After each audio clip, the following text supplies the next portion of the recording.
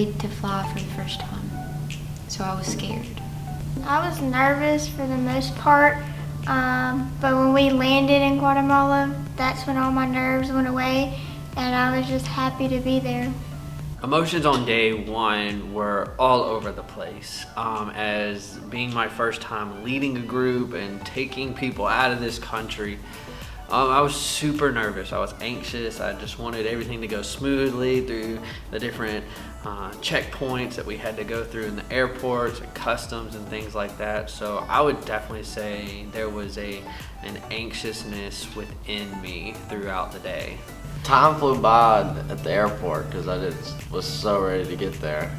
And then once I got there, it was like just in shock. Like I really couldn't say anything. I was just trying to just sink it all in. I was anxious, I was excited, I was nervous, I didn't know what to expect. I had never done anything like this before. The whole day was a day of something new for me because I had never been on an airplane. I remember when me and Danny got in the car, it was dead silent the whole day because we were just like in total shock of the differences there than here. My first impressions were, it's crazy out there on the highway. I thought we were gonna have a wreck. The roads were very tiny. Well, Guatemala City was super nice. And I was just I was worried for when we got to Pacaya because I didn't know what it was gonna be like. First impression of the city was that it doesn't look so different from our cities around here. It's wild, houses stacked on top of each other, and Pacaya was just little shacks. And not a lot of people have cars. You see most people walking. See dogs walking around, even livestock and stuff like that. So Just how beautiful it was. We don't have stuff like that here. We just have trees and all that. So First impressions of Guatemala were, I'm back. It was so nice to be back in there. I was like rejuvenated and I was excited. Just seeing the scenery, it was just a lot different, kind of a culture shock, because even within the city there were still like a lot of rundown homes that you wouldn't see in America sometimes. just the volcanoes and just being so close to them, it was really cool to be that close and just to see the houses and how they were built, and it's nothing like ours. Heading into Pacaya, the landscape, the little towns we were going through and arriving at camp was just incredible to know I was back. I saw God move through the kids, just seeing how grateful they were, and they had so little. Just seeing that one family with 15 kids and just seeing how grateful they were. It made me really open my eyes to see that what I have here is a big thing, that I shouldn't take it for granted. I think for all of us that we forgot about the problems at home because we saw a bigger need in front of us, and just knowing that God had sent us there to love on those people, like it makes everything here, it's almost like you don't want to come back to it here. The main way I saw God was through the people who live there. Like, they don't have anything close to what we have here, but they still have joy like in their eyes because they have God and they have Jesus in their hearts, and that's all they need. Wow, I saw God move in many different ways from this trip than last trip. Our last trip was so project oriented. We had a project to accomplish throughout the week, and for this trip it was relationship building. It was something that was different from the previous time, so you couldn't necessarily see the progress that you were making in a community until I finally just had a real awakening from God and understanding that this is seed planting. This is something that is truly needed in a country that has been devastated by COVID since the last time I've been there, and everything in this ministry was rebuilding and starting over. He moved in a different way for me this time, like getting to know the people there and building a relationship with the kids there and the people there, and being able to try to talk to them, and even the workers there. I feel like we were able to have a little bit of impact on them, just playing around and being goofy with them and just having a good time, maybe making their job a little more enjoyable. Once again, these families who have nothing but are opening up their home to us, welcoming us into their home, and with such joy and peace.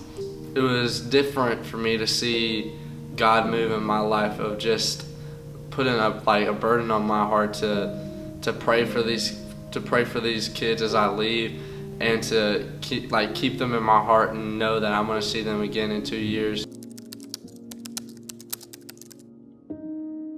I'd definitely say it grew. It really humbles yourself to see we are really selfish here, and then you go there and you're like, holy cow.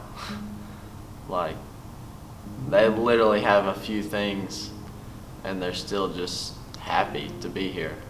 I think my faith grew in the sense that there were a lot of things that I was scared of going into it, and God just showed me that He's got me. And then also like how God used us when I didn't really know in the beginning how He was going to use us. Like, I see even just us being a friend to those people, we were Jesus's hands and feet in that moment. We were a tangible instrument of God in that moment. It grew big time just to see what God created there, and just to see the way He moves there. It really helped me to grow in my faith. I would say it certainly grew, and in ways that I wasn't expecting. Like I said, it gave me a sense of humbleness of I shouldn't be complaining about a lot of stuff I complain about. I shouldn't be getting mad at things that really don't mean anything or have no meaning in life, and that I should be blessed for everything I do have. Like, I'm blessed with a great family.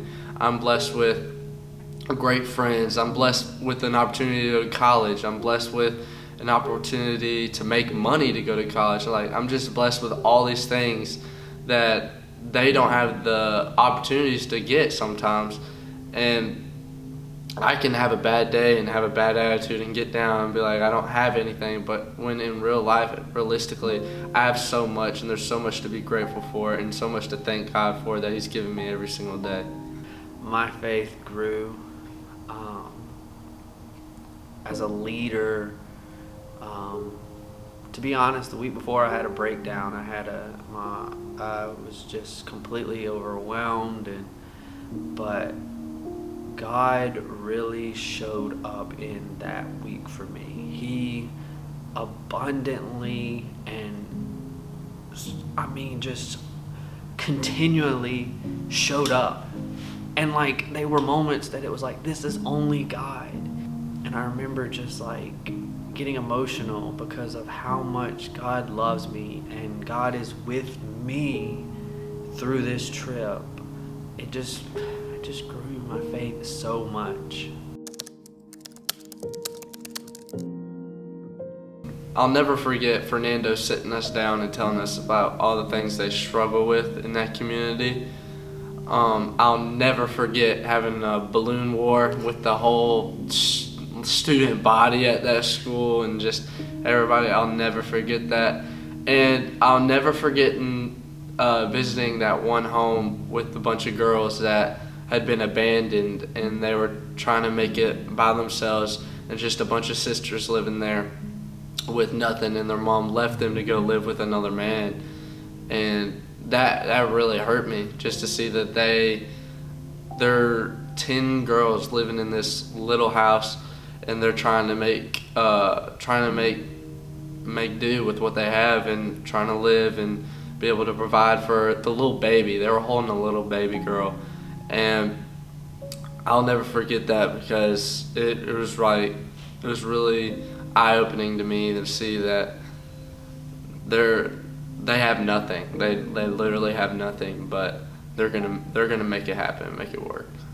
One moment I'll never forget is one of the guys on the trip said, "Man, look at this kid!" And this kid was he was tying his sole of his shoe to his shoe. He found a string and he was tying it. And I watched him a couple times, and we're playing soccer, so it's really active. And he would stop, and he would retie his shoe over again. And like finally, like I just broke, and I pulled him over to the side, and I was like, "Hey," I asked him what size shoe he wears, and his shoe was just a little bit smaller than the shoes that I had. So I had 2 pair of shoes on the trip, and so I said, "Hold on," and so I ran back to camp, and I grabbed the better of my 2 pair of shoes. And I gave it to him, and he hugged me and he said, thank you, and just something small that I've got all these extra pairs of shoes sitting in my closet, and here's a kid playing soccer nonstop, didn't hold him up, but like he continually played with a pair of shoes that were absolutely falling apart. And for me, it was like just a small, gracious gift that I could give. Not for me to boast, but for God to get glory. Me and Raven, we had a little friend. I think her name was Lydia. It was something close to that. But she just wanted to be at our sides the whole time. And she didn't really realize that we didn't speak Spanish. And all the adults kept on telling her, like, hey, those are gringas, like, they don't speak Spanish. But she would just talk to us like we understood her. And in a way, we kind of did understand her. And then when all the kids came up, when we took that picture, and Grisman, the kid that y'all prayed for and that was healed, he was like massaging Raven's shoulders, probably like he does his mom, and like getting a cat tail and like tickling her and stuff, and that was just so precious. Like, I'll never forget that. I will not forget the kids.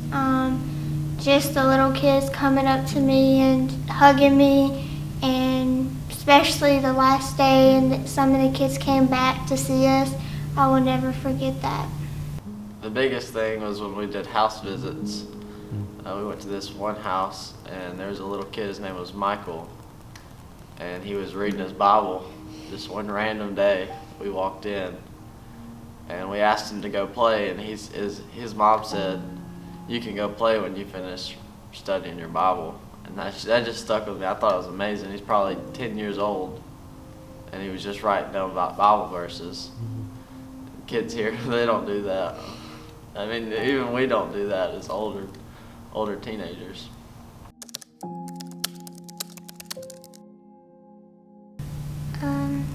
The last day, it was kind of sad. I didn't want to leave, especially when the kids came back to see us and they hugged us. I started tearing up because I didn't want to leave. I was sad to leave the people that we had spent the week with, like the staff at Clubhouse Guatemala, the kids. It's weird, but you almost want to cry because you're leaving them, because you've become such good friends with them. I was sad to leave. I felt like I was just making connections, just like building friendships, and I felt like I wish I could have stayed longer and continue to play with them, maybe get to know them more, have a little deeper conversations. Emotions on the last day, to see the kids come up to camp on the day that we're leaving, and one of them like wore this little button-up shirt that he had never worn all week, and it was like he got dressed up for us on the last day. And of course, to just have these kids come up and send you off and tell you goodbye was just, oh man, it's just so sad. As the ride back to the city was super quiet, and we're all dealing with our emotions, but just for me, it was like, once again, I have to leave. I have to leave this place that has impacted me in such a great way, but that I've got to step away once again and say, see you later. That's always a tough feeling. I was sad on the inside. I was very happy that I got to have this experience, but I was sad that I was having to leave, and felt like I was getting pulled out of in the middle of doing work and building relationships. It was sad to leave, like you don't want to leave. It's like, the way to only that I can explain it is, like, when we went down there, we put the world here like on pause. And it's like all our burdens and struggles pause for a week. And then coming back here, it resumes. And it's hard. Like, I just wish we could stay there and leave all the things behind here. It just all catches up to you, and it's just hard. It changed my life to, be more grateful for what I have, and don't take it for granted, because I'm thankful for what I do have.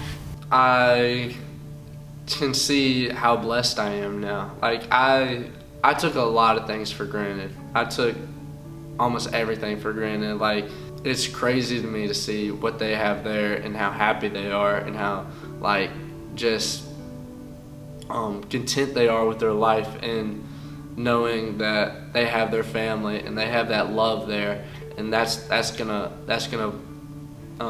send them through their life, and that'll keep them going, and they're gonna make some money, and they're gonna live in Pacaya, and they're gonna have a good life. They're gonna enjoy their life and enjoy the blessings they have with all the love that surrounds them there. I see now that even if you're not like building a house on a mission trip or like providing medical care, like you just being there and letting God's love shine through you, like that's all that you have to do, and to be available as an instrument for Him, and just show up. That's all you have to do. And to know that once again, He is throughout the whole process of this trip, from planning to prepping to organizing to going to being there to leaving. Everything God is interwoven throughout this trip. God has blessed it before we even decided to go, and to see His blessings overflow throughout the trip. It really just humbles yourself, and it's just eye-opening to see that experience that we all got to experience together. It makes you not less selfish when you come back, and makes you grateful for the things that we have and the opportunities that other people don't get in other countries. Yeah, that's the really only thing I can really say. It's hard to explain. You just have to witness it yourself. That's the cool thing about, I was telling my family, like they were like trying to get me to explain what we saw, and it's just like you have to experience yourself, and that's just a cool thing that we all got to experience together.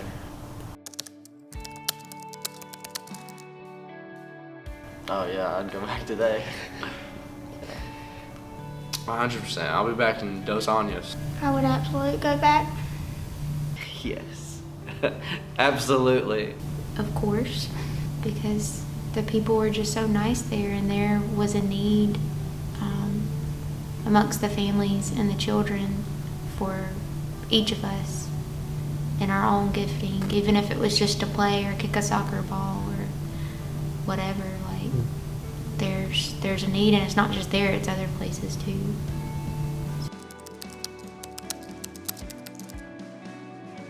Go. You may be hesitant, you may be in a season of life where you're like, I don't know if I can, I don't know if I got the money to go, I don't know, I got all this other stuff I gotta do. Just go. This is something you only get to experience when you're a young adult. So just put all that other stuff away and just go. Don't be afraid. Like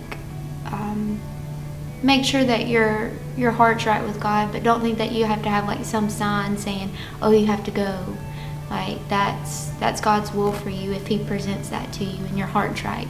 To go, because it's the best experience you can ever get, because it will change your life forever. I've always been told my whole life, if you could go on any trip, you need to go across seas just one time just to experience it. And if you get the chance to go, and I would say for sure you need to at least go on one. I know I'll be going back for sure. Go. Gotta work it out. Don't be anxious, don't be nervous, don't be, I mean, those are okay, but just go. Like, if the opportunity's there, man, run through that door. So is there anything that you want to add? Maybe I haven't asked, or anything you want to say? Guatemala is not in Africa, it's in Central America. Big facts. Awesome, dude. Thanks. If you could say something to the people in Guatemala, the people that we visited, the staffers, and anybody, like just general, what would you say? Guatemala, see you again soon.